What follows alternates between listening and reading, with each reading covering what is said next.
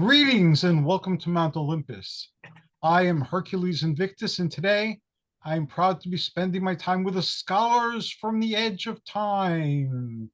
We have Nicholas Diak and Michele Brittany, and today they will be talking about Wrath of the Titans. Greetings and welcome.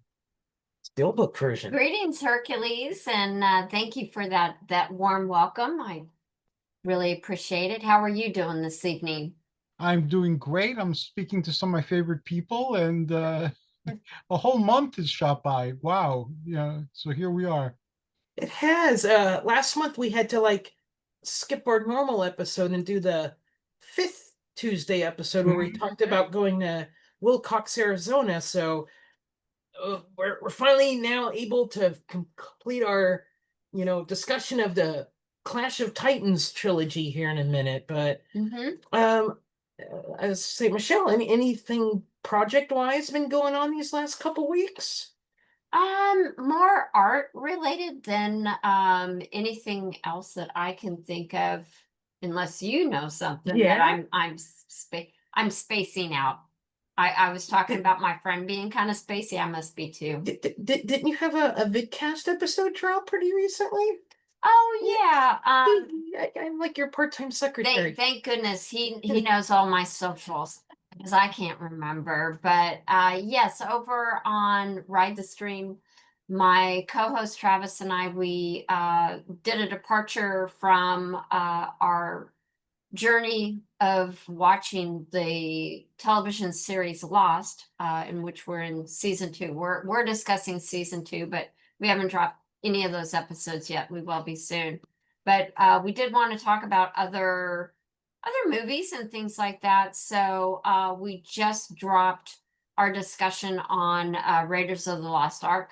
So that was awesome. A lot of fun. He really loves the movie. It's a movie that he's very fond of, and it's kind of funny. We were talking about the longevity of Raiders, but he has two kids. One that's a preteen and one that just turned 13, and neither one seemed to have an interest in Raiders of the Lost Ark. So I don't know, maybe this new generation isn't so interested in some of those older adventure movies that we grew up with. But it was a really fun discussion, and we are going to do our next discussion. This is, kind of, we just decided. I think we're going to do The Martian next, and then the Andy Weir book turn movie. Yeah, the book turn movie. Because he just recently watched it for the first time. I've read the book. I've watched it a couple of times, so that'll be fun. No John Carter, although I for some reason I think he makes a reference to John Carter in the movie, but I'm not sure. But I'll be rewatching it. And then we're also going to discuss the new Frankenstein movie that's going to be coming out on the Guillermo Netflix. del Toro one.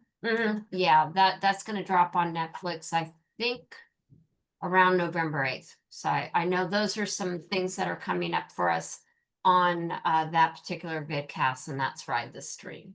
See, you got cool stuff going on. I'm the one this time. I don't have much stuff going on. Well, that's because you've been busy with, the 9 to 5. The 9 to 5 stuff, but my big thing is when we got back from Wilcox, I wrote up a big article documenting everything.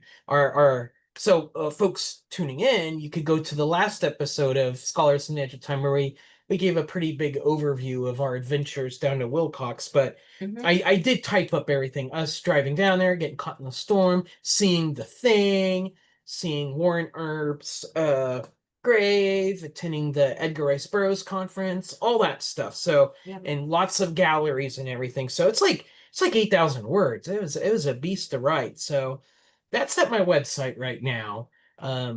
Since that's done, now I can,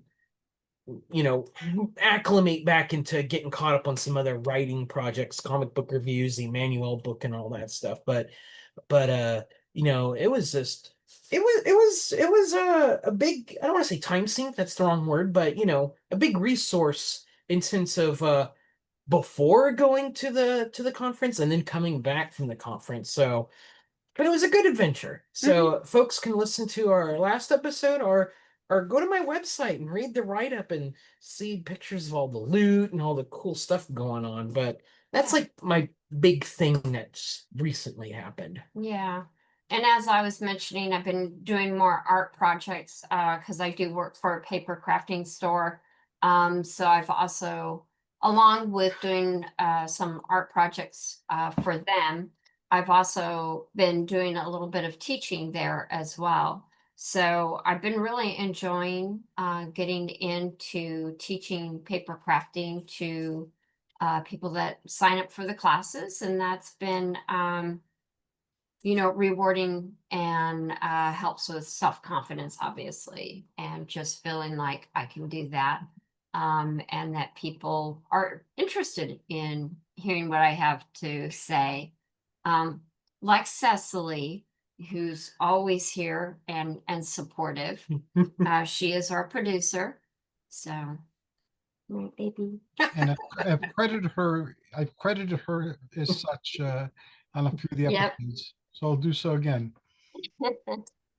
Well, Is that it for you? That's it for me. You ready to dive into the finale of Wrath of the Titans? And Yeah. I just want to add one thing before you proceed. There was actually another Wrath of the Titans that continued the Jason, the story, not Jason in the Argonauts, Perseus. Perseus, yes. It continued it, and it came out as a cartoon. So I managed to track it years ago on Blu-ray, but I haven't seen it or heard of it since that time. But that too continued the story in a different way than the movie did. Wrath of Titans cartoon. I think we brought that up. I forgot all about, but the 3 movies at least. Okay. Live action films, Okay. yes, that were doing. Although I would put live action air quotes because these are like 80% CGI animated things. But yeah.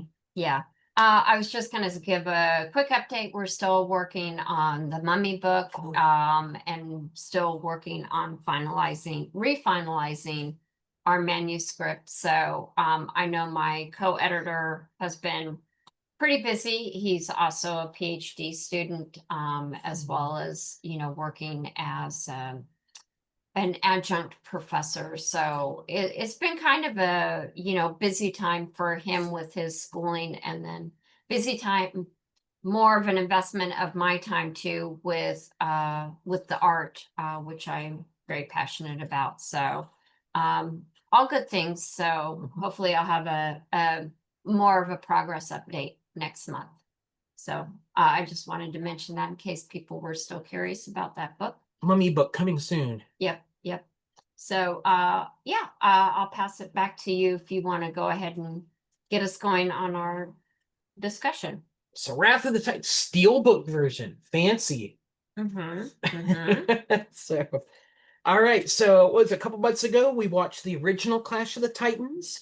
Yes. 2 months ago we watched the 2010 remake, and now we're watched the 2012 sequel, Wrath of the Titans. Excuse me. 10 years after Perseus slayed the Kraken, the world is a different place. Humans have stopped praying to the gods, who are now losing their power and becoming mortal.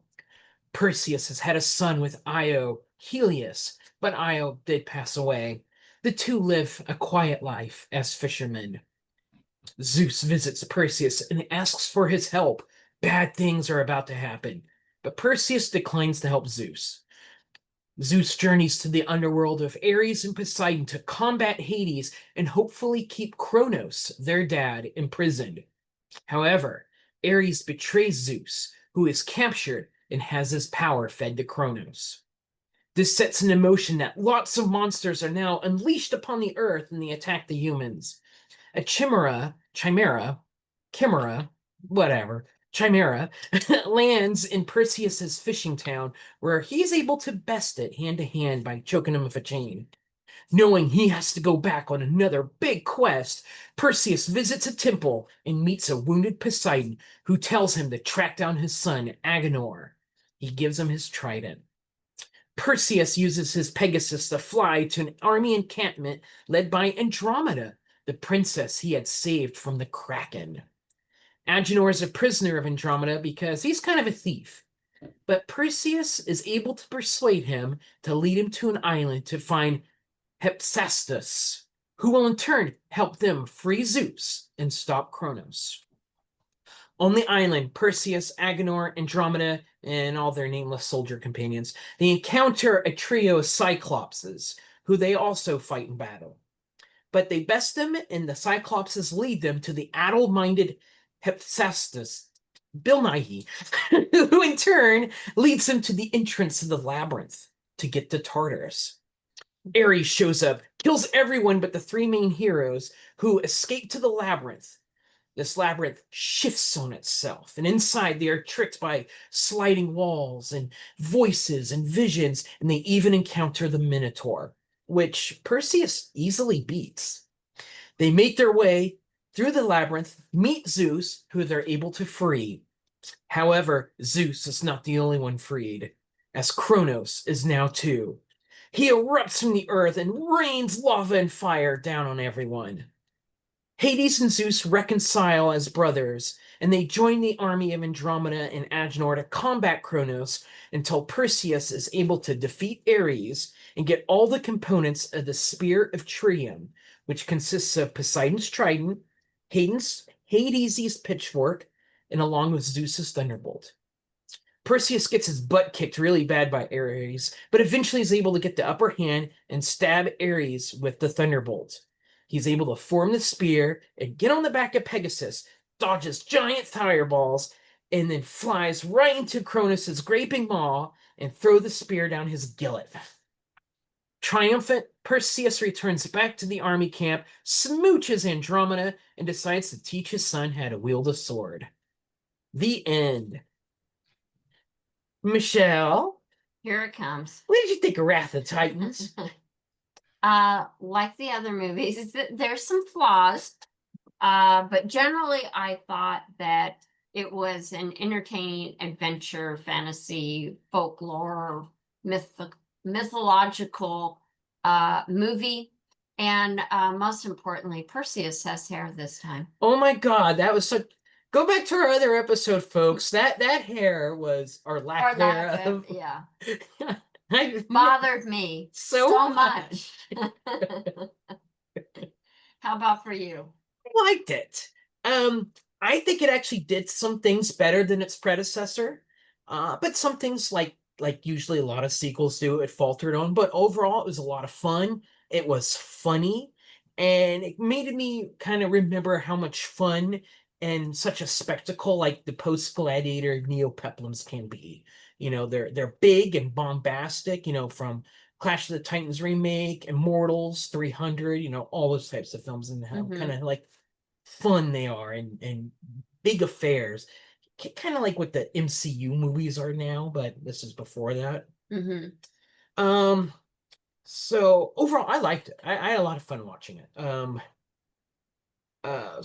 He liked it more than I did. I can tell. I liked it. I thought it was great. You know, I was gonna say its greatest asset is it wasn't beholden to the original Clash of the Titans. The remake, you know, had to basically still meet the same beats of the original Clash of the Titans. But since that's already been done, Wrath of the Titans is kind of free to do its own thing. And so it went, I'm going to say, kind of, you know, to the walls with kind of craziness and spectacle and special effects. So it was able to do what I think it just wanted to do and have fun with it. And I think that's a sharp contrast to, if you remember a couple months ago, we talked about Gladiator 2, which has the opposite issue where Gladiator 2 was too beholden to Gladiator 1, so much that it was practically a remake of Gladiator 1. It had to follow the exact same beats, exact same dialogue, exact same scenes. They really wanted that guy to be Russell Crowe. You know, and that's, you know, as a sequel, you know, it was way in the shadow of its predecessor, because it had to do what its predecessor did. This movie didn't have that issue. So I don't think it was like in a shadow of either Clash of the Titans or the Clash of the Titans remake. It was a sequel that got to do its own thing, kind of You know what I compare it to is the third J.J. Abrams Star Trek film. You know, you had Star Trek and then Star Trek Into Darkness. And I forgot what the third one was, but the third one was, okay, you know, we've done Wrath of Khan, we've done all this stuff. Now we could do what we want to do and have our own unique adventure. What was that what was the third Star Trek movie called? I do not recall. That's what this was. It was able to be free. Yeah. I would agree. But I felt like they simplified the story. As confusing as the original Clash of the Titans was, obviously the remake was also a bit of a confusion with regards to the gods who are the players, kind of a blending of characters as well. But I did like that it didn't altogether try to stick with those narrative beats of a remake. But it did kind of simplify the story. It felt kind of linear, not as complex as the other ones were trying to be.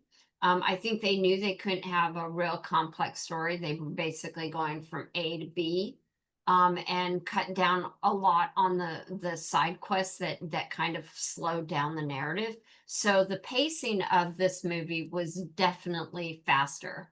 And I did enjoy that, but I personally wish they would have put some more effort on the story, and gave a little more, well, you know, for instance, Perseus didn't seem to be that interested in Andromeda in the remake. The remake. I've got stuff to say about that. However, at the end, he's smooching on her. And, you know, there's no real, like, if there was any sort of kind of, you know, signpost that there's an interest there, they're on the cutting room floor. And I just feel like 99 minutes, it went quickly, but I think because I think they edited very tightly, but I think they could have opened that up just a little bit more, have a little bit more story. Not necessarily all the side quests, but have more conversations between the characters to not only add depth to the story, but add some depth to the characters as well. I agree. I would probably say it slightly differently though. I mean, this movie, just like the other two, it's a linear, you know, hero's journey story. Go to A to B, meet this person, B to C, meet this person, you know, all those, you know, that goes back forever. That's your typical, you know, adventure quest, get the party together, we're gonna, you know, go quest for the item and lose people along the way. And you know, I'm okay with that. This is definitely a formula. This is a formulaic film. I'm okay with all that, but I do agree that it maybe was a little too trim because yeah, we'll talk about Andromeda here. I got things to say. There are things that feel, I'm gonna say, like a diet version of what we saw in the prior films, where the movie looks epic, but feels a little shallow in areas. Which does come at the cost of, you know, who are these characters? Why should we still care about them? Where like the prior Clash of the Titans, both the original and remake, was stuffed to the gills with named characters played by big actors.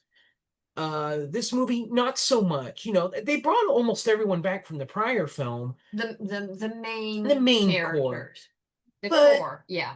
And maybe they're kind of scooting on those laurels of we've kind of got everything here. We don't need to elaborate, or we're taking, it could be quite a few things, but I do agree there's some meat missing from some of these bones. That this is a, you get a big rib at the steakhouse and two of the ribs are good and the third one's like, oh come on, that's a crappy rib. That I don't know where that analogy came from, but that's the best I could come up with. That it's meaty in some spots, but not meaty in others. Well, and one of the things you and I were talking about last night is you felt that it was a trimmer budget And this actually had a bigger budget than the prior one. However, I think a lot of that budget went to the CGI. Oh, see, I think the budget went to the actors. I think because, hey, we're making a sequel, we're coming back, you need us, we can command a bigger salary. Because this movie feels like it's no fault of its own. That's just the nature of sequels, where Like they're the trying money to. they trimmed down like the locations, and that's Mhm.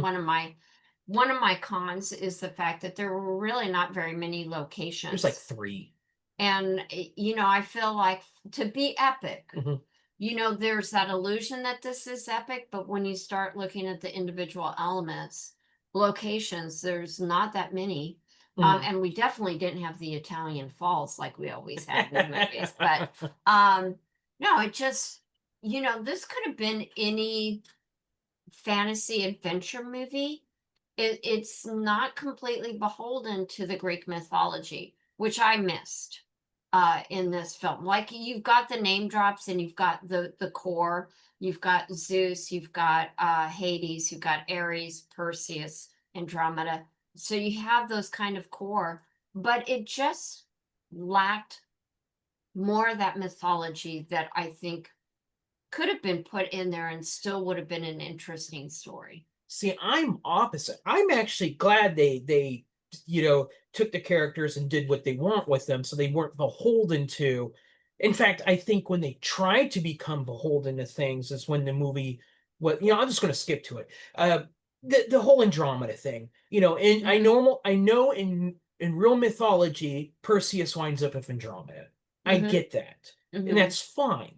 But going by the predecessor movie and this movie, especially this movie, there's no, like what you've been saying, there's no emotional beats or character beats or moments to establish like a romantic relationship between Perseus and Andromeda. So at the end of the movie, when he comes out of nowhere and basically smooches her, that's happening, I think, because that's what the mythology demands. They need to get together. Unfortunately, the story doesn't lead up to that. If anything, the No. emotive weight of Perseus is always on his son. That's what's driving him, is I need to protect. That's fine. And that's actually really interesting, and that's an interesting concept to explore. I feel like the smooch at the end between him and Andromeda was kind of an afterthought. Oh, hey, wait, like somebody in the back of the room said, hey, you know what? In the mythology,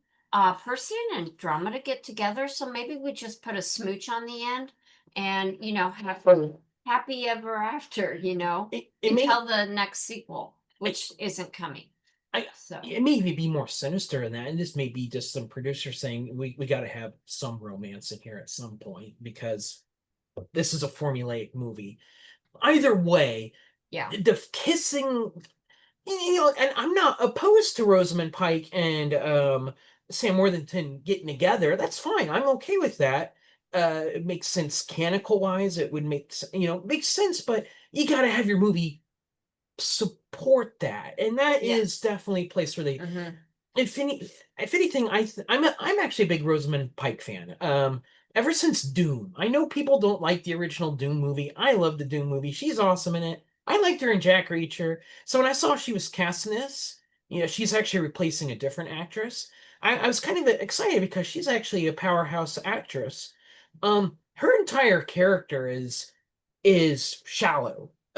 yeah, Andromeda does not get very much time and doesn't get to do anything. No, and that's where I feel like, and that again is one of my cons on my list, is the fact that there needed to be more of her, because there's really only like a couple of females in this movie, and this suffers because there needed to be more to her. Like a lot of these films, a lot of peplum, there usually is not a lot of ladies, and that's just kind of the genre, right, wrong, or indifferent. But when you do have your trio of heroes and your third one's a lady, you want her to shine. She's supposed to do things. they put her in situations where it looks like she should shine. Like she Yeah. leads an army. That's a big thing, you know. She's a queen Yeah. and she leads an army. She's in sequences where there's sword fighting. She's in a maze. But she, even though she's put into these situations, the script never actually gives her something to do. You know, she might swing her sword at Ares, but he'll just push her away and then go fight Sam Worthington. And that's it Mhm. for her. That's the thing she did. She might be in the giant climactic battle at the end, but she's just really just kind of yelling orders, and what she's doing is no more different than the character of Agernon doing the same thing, just a different, area in the battlefield. So Oh, do you mean Aguilar? Agenor, that's right. I Agenor, mean, yeah. they're basically doing the same thing in the same scene. So, But he has like better dialogue. Right. He's got some. he brings the humor to the movie. He does. And I mean, even when Perseus comes and talks to her initially, and they go in her tent. Uh-huh. She has the map, she has the strategic pieces, and he's kind of moving around, and she, kind of like pulls it away from him and puts it back where it's supposed to be. Even little things like that, I just feel as like that doesn't convey a sense of, oh, she's a great leader, she's strategy. It's kind of like, oh, she's kind of putting him in his place. I think it works in the wrong direction, and I think they needed more dialogue for her, more things for her to do, because she shoots an arrow a few times at the Cyclops. But she mostly hides from it. And Yes. compare her to Yeah. the prior movie of the character Io. They fit the same role, accompany the adventure on his journey. Yeah. Where Io in that film does things. Mhm. She's actually engaged in battles, or she has like a couple fighting sequences of her own, or she trains Perseus to like fight the Medusa, which also is like a pseudo sexy scene in a way. But she does things. And so when Mhm. Perseus winds up with Io at the end, that makes sense. She's had a developed character. Both characters have developed in tandem together. They have a bond.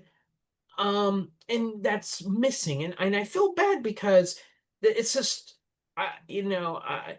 Rosamund Pike could not save the role. It's not a bad role. It's just a generic role. And Yeah, and I would there agree. should not have been a generic role, especially when Not when she's one of the trio of main right. characters on the human side representing humans, and then It would sh- it would be like Terminator 2, but you have Linda Hamilton as a background character, not doing much. yeah, and it's all on Edward Furlong, And Arnold the- Schwarzenegger. yeah. You just Yeah. pick and that movie would not have worked. It would have been terrible. It would, but Yeah. I have a question to ask. Yeah. It's been years since I've seen Wrath of the Titans. Did they, in the first, in the remake movie, Perseus was kind of like the older but still teenage in mind, rebellious son. Yeah. Did they have him in like the father role now, and his son Yes. Yeah. rebelling against him? So they had that dynamic and they evolved. Okay, good. Yeah, because his son is probably like I wanna say- 11-ish. Yeah, he's probably preteen. It's been like 10 years or so. It is 10 years. So let's say So he's probably 9 or 10. 9 or 10 at most. And yeah, definitely Perseus is focused on being a father and being there for his son versus his experience with Zeus, where Zeus was not there because he was off doing other things. And so he did not want to be an absent father. And that ultimately is the reason why he did not go with Zeus initially, is because he did not want to leave his son behind. Which was for the so- better choice, because he would have easily gotten captured and it would have been Yeah. game over. Yeah. It's different. The first, when I say first movie, I mean Clash of the Titans remake. Perseus' motivation is revenge. That's what drives him through the entire film. Yeah. This one, it is protect my kid. which is fine. That's honorable and noble. It is formulaic, but that's his focus. So, like, again, shoehorn in, smooching Rosamund Pike at the end just doesn't fit with his journey or anything like that. Felt like the delivery on the reconciliation between Perseus and Zeus is too brief. So I guess the messaging is that life is short. Life can be brief. And if you're, spend time to reconcile, because there's like lots of daddy issues going on in this movie. There's a lot of people reconciling very quickly. Yes. Zeus and Hades. Yeah. Zeus and Perseus. I guess technically Hades and Perseus. Goodbye, bit of pen. And I'm okay with that because these are, I don't want to say stock characters, but they kind of are. Yeah. But it would add a bit more emotional weight to it. I'm not so bugged by that. I will say what does bug me is the relationship between Perseus and his son. And this scene caused the biggest. I feel bad. I feel like I'm ragging on this movie when I really liked it. But this was a list of pros when when he's done. Like, early in the movie, Perseus is going to go on his big adventure. He tells his son, "Love you, son." His son pulls the Han Solo in Empire Strikes Back and says, "I know," and I'm like, "What? You can't say you love you to your old man? He's going off to make sure you don't die by an evil titan," and you're just like, "Yeah, Dad." And for context, just before his father says that he loves him, his son, who has been whittling this little dagger, gives it to his father like, "Dad, this is for you, to help you on your journey because I'm, concerned and worried." And then when his dad says, "I love you," and his son says, "I know," I was like, what the heck? There's no reason why. I'm sorry. He should have said he loved him too. It's a weird scene in it. Yeah. One, it's just bad because the kid's not Han Solo, but it's weird in the sense that Perseus is the masculine hero, peplum strongman character we see. Yeah. But even as the equivalent of a Hercules and a Goliath and Ursus, blah blah, he's comfortable enough in his masculinity to say, "I love you, son." But his little kid there's no one around, but little kid mind, I guess, is too embarrassed. "I can't say I love you to my dad." It's weird that the masculine dad can, but the kid can't. I think it was bad writing. Ultimately, it's bad writing. But if you do try to peel apart, that's what it feels like, though, which is, usually a lot of these films don't go into like love scenes. You don't see a lot of Herculeses saying, "I love you, baby." It's not his character. I think that is part of what, allows for a complex character. Right. And I felt like it just, minimized that whole relationship by the kid saying, "I know." And that makes me think, did they not like beta view this movie? Did not somebody in the audience say, "Excuse me, why is he saying I know?" It works for Han Solo because he's a rogue and he doesn't know if he likes Leia or not. Doesn't work for your 9-year-old kid. No. Anyway. Okay, so good things. Let's get to the good things. Okay. There's some cool stuff. So I think that the biggest add to this movie is Algenor. Yes, I agree. In fact, I wish they had more of him in it. But if you remember, I thought he was fun.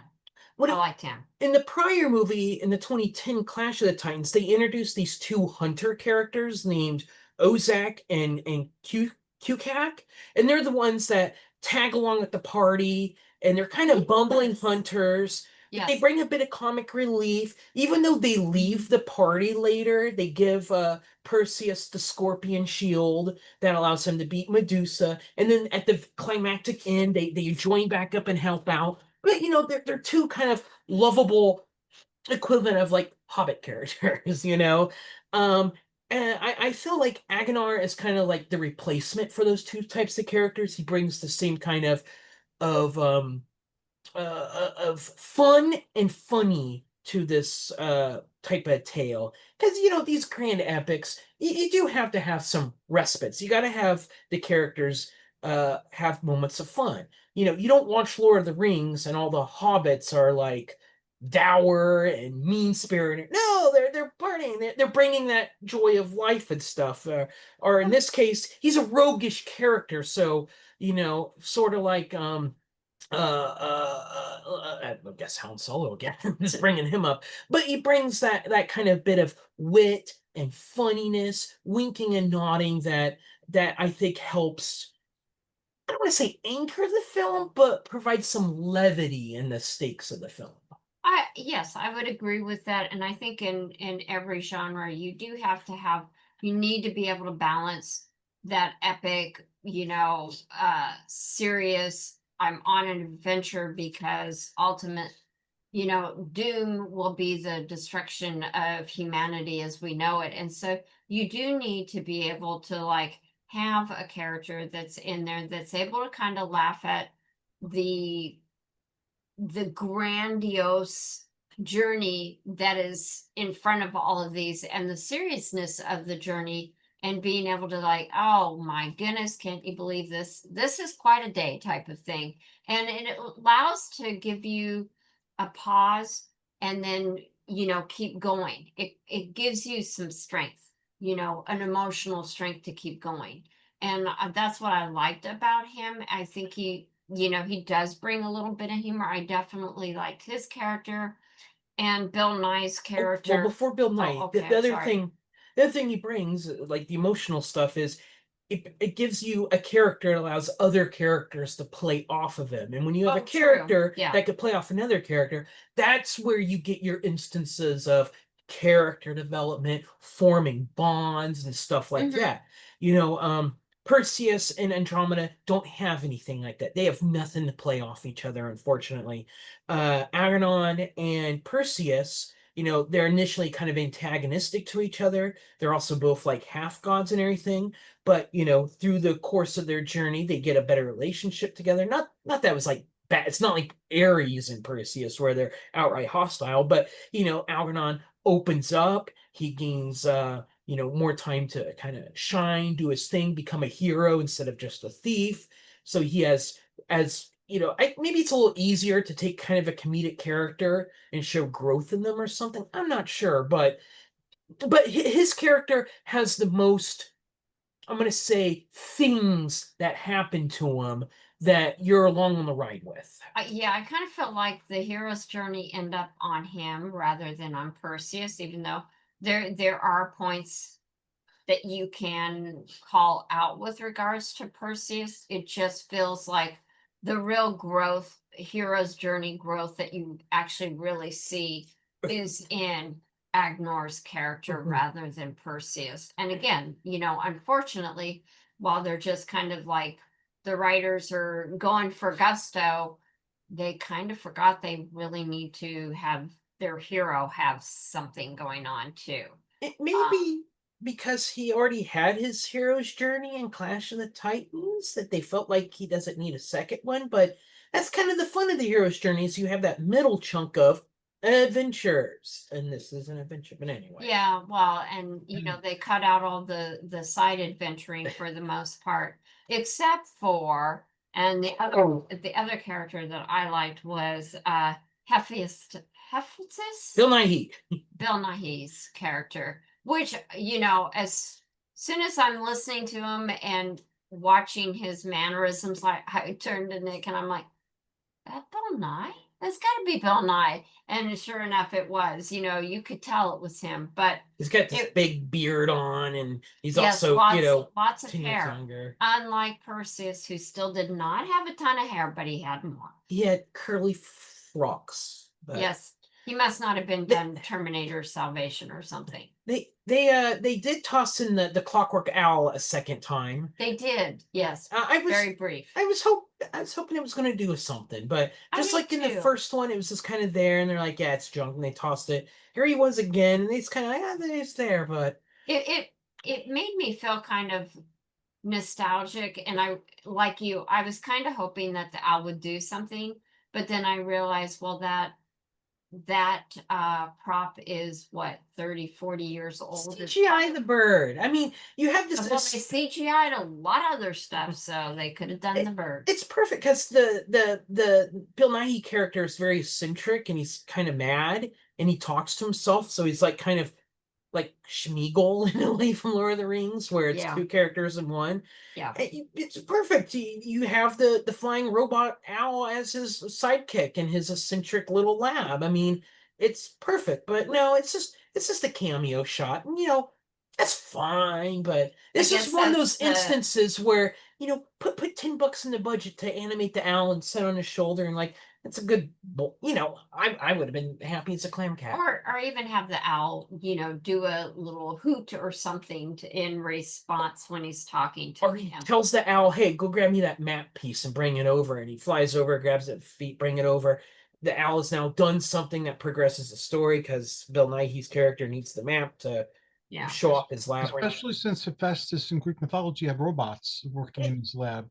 He had the It's gold, mill worker. and so he had automatons in his forge and in his laboratory. Yeah. Missed opportunity. They had the Yes. cameo. Yep. They needed to push the cameo a little bit. Yeah.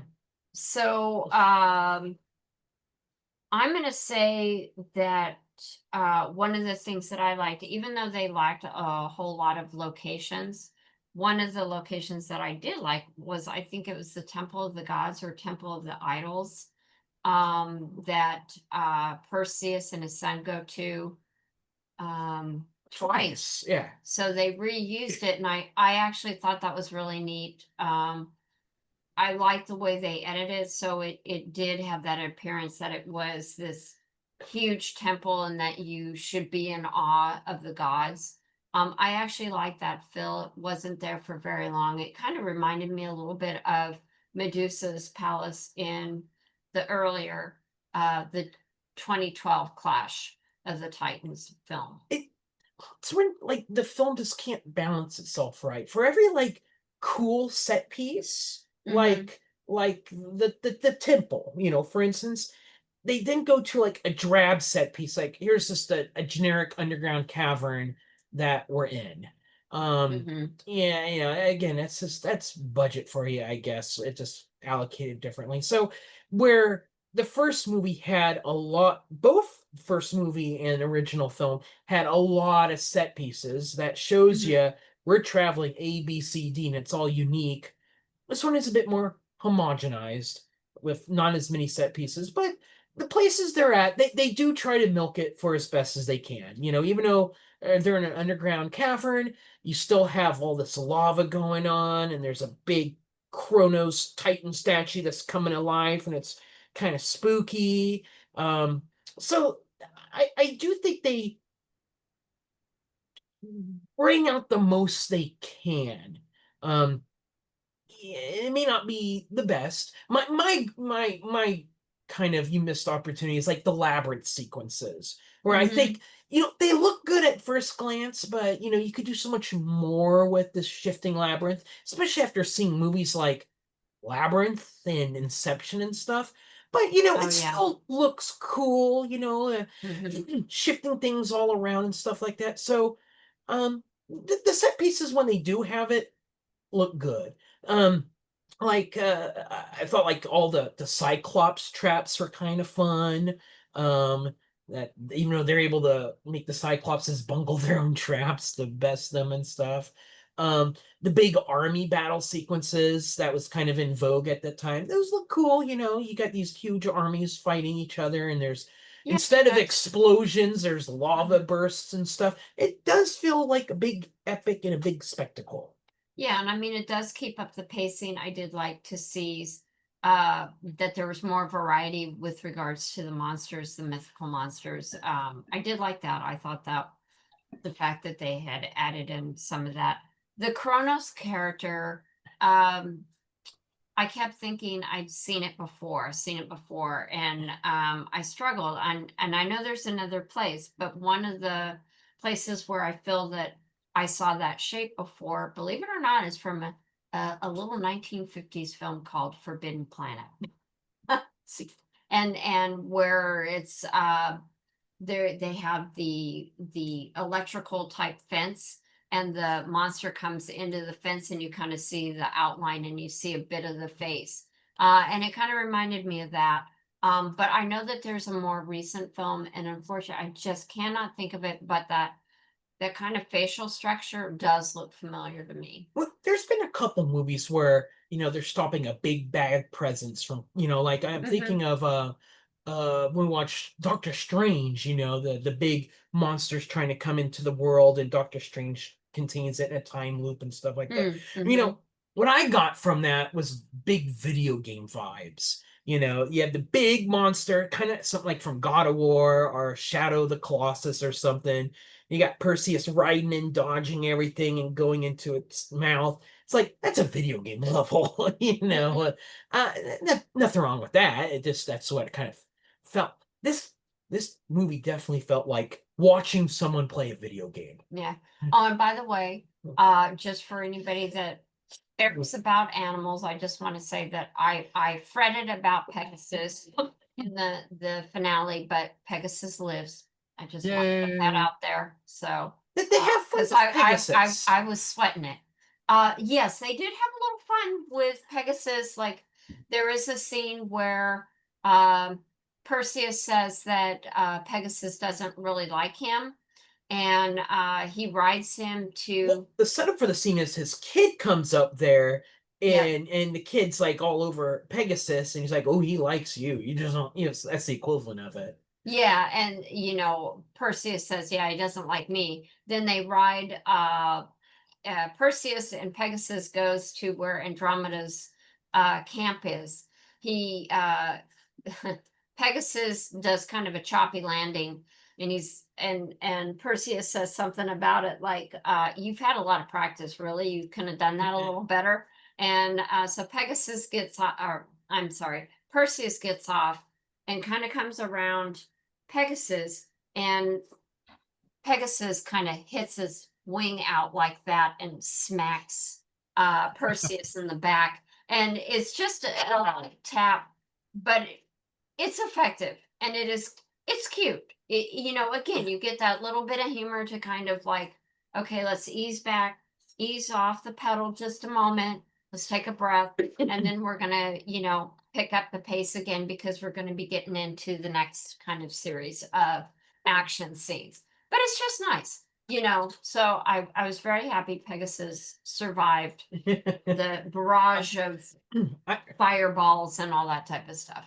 Yeah, I think he got hit a little bit, but he still went through. But I was worried he's going to get, basically turned into, fried chicken or something with all that lava going around. Yeah. Yeah, it's those moments in the movie that are really fun and stand out, and the movie just kind of needed more of them instead of the super trim thing it needs to be. Even though this movie does its own thing, there is still a lot of beats that it has from Clash of the Titans 2010. In that movie, they quest to meet the Blind Witches. In this one, they quest to meet Bill Nighy. That one, they encounter the Scorpion Riders. It's a hostile encounter that turns them into good guys. This one is with the Cyclopses. Got to get the legendary weapon.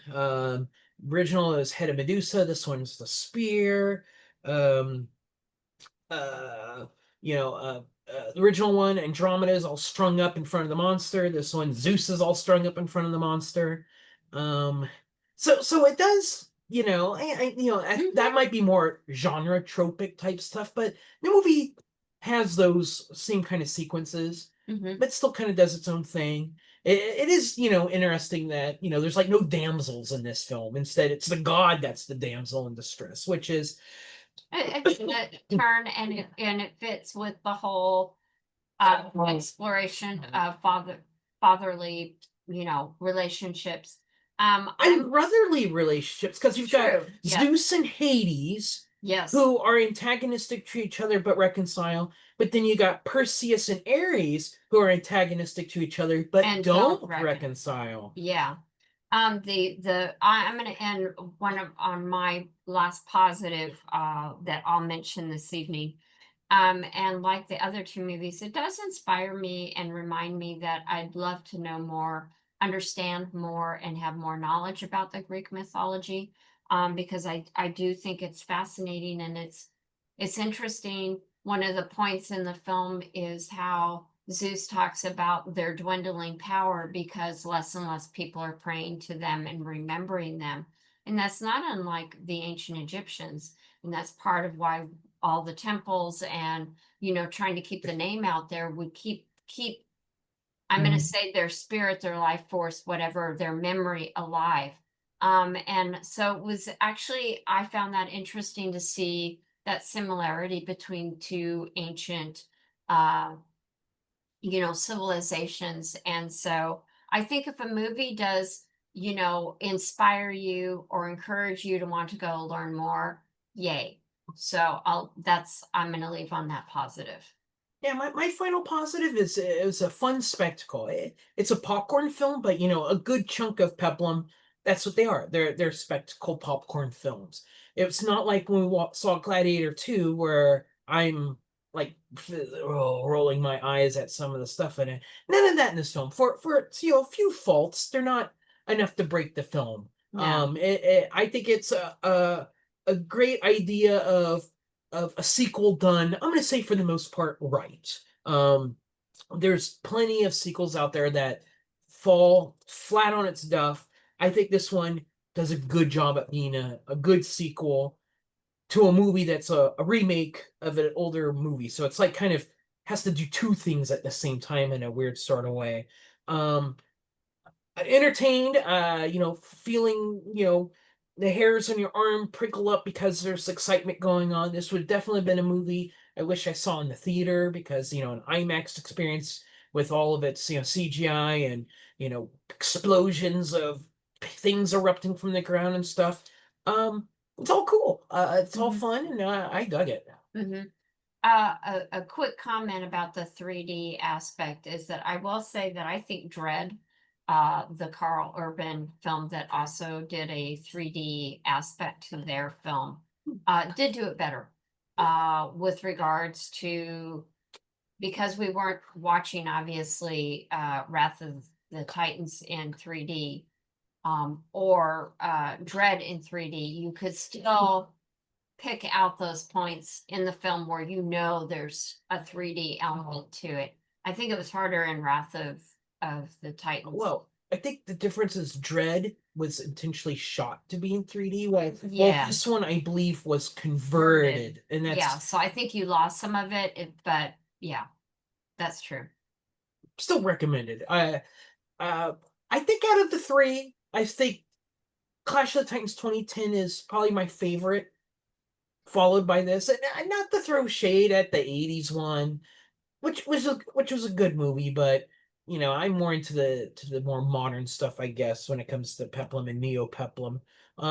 They all have their merits. They all have, something. It's a typical movie, something, one or two things wrong with it, but overall, all three movies work well together, do what they need to do, are fun to watch. You could see why the original is important. You could see why the remake and its sequel, got the I don't want to say acclaim, but let's just say, audience kudos that they did, because people obviously liked Clash of the Titans enough to merit a sequel, and I'm down for it. Overall, the journey of watching all three films was a fulfilling one. I'm glad I watched all three. I didn't walk away from any of them thinking time not well spent. I enjoyed all three. Yeah, I do too. I think I'm still more of a fan of the 80s film for all of the, problems, but I think it had a lot of the mythology, and ultimately that's kind of a big draw for me is the mythology. Harryhausen. And Harryhausen. Crazy how far we've come from 80s Harryhausen to 2010s CGI video games type stuff. But And I got to meet Harryhausen, so yeah. that Well, was great. Well, I think that concludes our conversation about the Wrath of the Titans. We hope that all of you have enjoyed our journey over the past few months with regards to this particular trio of films. And with that, we will pass the scepter of knowledge back to our most esteemed host. Well, thank you. Phyllis. I take back the scepter, and I will ask you how people can enter the wonderful worlds that you've created through your creativity, your knowledge, and your art. Yeah, Michele, where you be online? I have a Facebook, just Michele Brittany. You'd have to, friend request and definitely tell me how you know of me. Because I don't accept friends very often. I'm sorry, I am a lady on social media, so I do tend to run the careful line. But I do have a website that I just never do anything with. I'm so sorry. I'm a bad person. Terrible person. And I do have an author page on Amazon. And of course you can see me over on Ride the Stream, where I'm talking about Lost, which is on YouTube. Which is on YouTube, and the various films. And you can learn about all of our appearances on Scholars through Nick's website, and he'll tell you his social media. Yeah, I'm at nickdiak.com. I post articles there that I write, have links to all the podcasts and vidcasts we're on. A lot of my peplum studies is there and other things. I'm definitely a more social butterfly, easy to reach through my website. Thank you so very much, and thanks to all those who tuned in. Until next time, this is us wishing you joyous journeys and amazing adventures. Good night, everybody. Good night.